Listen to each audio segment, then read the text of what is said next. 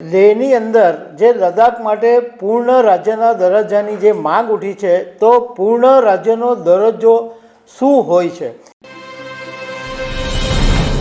લદ્દાખને પૂર્ણ રાજ્ય મળે એની માંગ સાથે આજે લેહમાં ઝેન-ઝી મોટું આંદોલન કર્યું અને ભાજપનું કાર્યાલય પણ બાળી નાખ્યું અને CRPF પર પણ હુમલો કર્યો. આ વાત તો તમારા સુધી પહોંચી હશે. અમે પણ આ વિડીયોથી તમને માહિતી આપી. પરંતુ આજે હું તમારી સાથે એ વાત કરીશ કે લેહની અંદર જે લદ્દાખ માટે પૂર્ણ રાજ્યના દરજ્જાની જે માંગ ઉઠી છે, તો પૂર્ણ રાજ્યનો દરજ્જો શું હોય છે, એનાથી રાજ્યને શું ફાયદો થાય અને પૂર્ણ રાજ્ય અને કેન્દ્ર શાસિત પ્રદેશમાં શું ફરક પડે, આ બધી બાબતો વિશે હું તમારી સાથે વાત કરીશ. મારું નામ રાજેશ શાહ છે અને તમે જોઈ રહ્યા છો ગુજરાતના સૌથી મોટા ડિજિટલ ન્યૂઝ પ્લેટફોર્મ ખબરછે.com. શોર્ટમાં તમને પહેલાં એ વાત કરી દઉં કે લેહની અંદર આજે જે હિંસક પ્રદર્શન થયું એ સોનમ વાંગચુક છેલ્લા 15 દિવસથી ભૂખ હડતાલ ઉપર છે અને લદ્દાખને પૂર્ણ રાજ્યની માંગ કરી રહ્યા છે. લદ્દાખ અત્યારે કેન્દ્ર શાસિત પ્રદેશ છે. હવે 4 માંગણીઓ છે આ સોનમ વાંગચુક અને સમર્થકોની કે લદ્દાખને પૂર્ણ રાજ્યનો દરજ્જો આપવામાં આવે, બંધારણીય રક્ષણ આપવામાં આવે, કારગિલ અને લેહ એને લોકસભાની સીટ આપવામાં આવે અને સરકારી નોકરીમાં સ્થાનિક લોકોને ભરતી કરવામાં આવે. 2019ની અંદર કેન્દ્ર સરકારે જ્યારે જમ્મુ કાશ્મીરમાં આર્ટિકલ 370 અને 35 એ હટાવેલા ત્યારે 2 કેન્દ્ર શાસિત પ્રદેશો બનાવેલા, એક જમ્મુ કાશ્મીર અને એક લદ્દાખ. અને એ પછી અમિત શાહે 26 ઓગસ્ટ 2024ના દિવસે લદ્દાખની અંદર 5 નવા જિલ્લાની જાહેરાત પણ કરેલી હતી. પરંતુ હવે લદ્દાખને પૂર્ણ રાજ્યની માંગ કરવામાં આવી રહી છે. હવે ભારતની અંદર કુલ 28 રાજ્ય છે, 28 સ્ટેટ્સ અને 8 કેન્દ્ર શાસિત પ્રદેશ છે. હવે કેન્દ્ર શાસિત પ્રદેશ છે એમાં એક અંદામાન નિકોબાર, ચંદીગઢ, દાદરાનગર હવેલી, દમણ, દિલ્હી, જમ્મુ કાશ્મીર, લદ્દાખ, લક્ષદ્વીપ અને પુડુચેરી. હવે આ જે કેન્દ્ર શાસિત પ્રદેશ હોય છે એનો સીધો કંટ્રોલ ભારત સરકાર એટલે કેન્દ્ર સરકારના હાથમાં હોય છે અને રાષ્ટ્રપતિ દ્વારા નિમાયેલા જે વહીવટકર્તા હોય એમના માધ્યમથી આ ચલાવાય છે. જેમ કે તમને બધાને ખબર છે કે દિલ્હી એ એક કેન્દ્ર શાસિત પ્રદેશ છે અને લેફ્ટનન્ટ જનરલ ત્યાં આગળ સર્વે સર્વા હોય છે.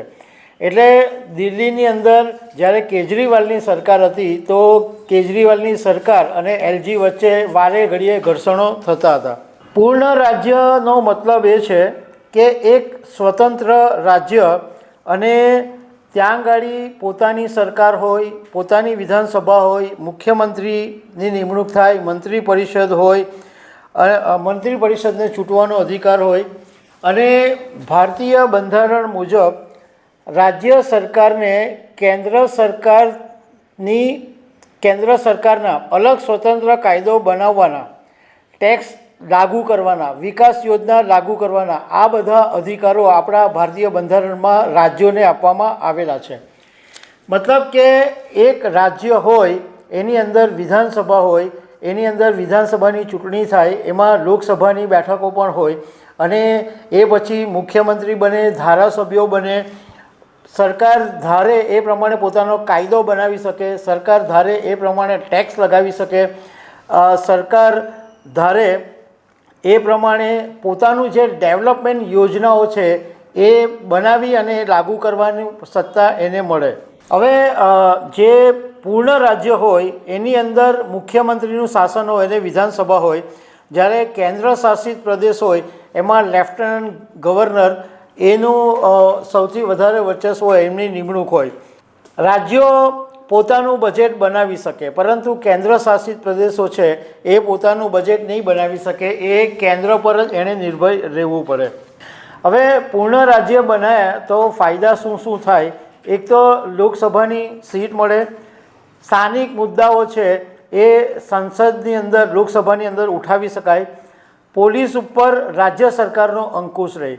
દિલ્હીમાં જ્યારે કેજરીવાલની સરકાર હતી ત્યારે આપણે આ ઘણી બધી વખત જોયું કે ભલે દિલ્હીમાં મુખ્યમંત્રી કેજરીવાલ હતા પરંતુ ત્યાં દિલ્હીમાં જે પોલીસ હતી એનો અંકુશ કેન્દ્ર સરકારની પાસે હતો હવે તમારું પૂર્ણ રાજ્ય બની જાય એટલે પોલીસ ઉપર જે કંટ્રોલ છે એ પણ રાજ્ય સરકારનો આવી જાય. આ ઉપરાંત શિક્ષણ છે, આરોગ્ય છે, જમીન છે, આ બધા મુદ્દાઓ ઉપર કંઈ પણ ડિસિઝન લેવું, કંઈ પણ ડેવલપમેન્ટ કરવું કે એના વિશે કંઈ પણ આયોજન કરવું, એ બધો જ હક રાજ્ય સરકારની પાસે હોય છે. એટલે એક પોતાની રીતના એક કેન્દ્ર સરકાર પર નિર્ભર રહ્યા વગર જો આ રાજ્યને ચલાવવું હોય તો એના માટે આ પૂર્ણ રાજ્યનો દરજ્જો હોય છે. તો દર્શક મિત્રો, આવી અનેક વાતો સાથે અમે તમને મળતા રહીશું. Thank you very much.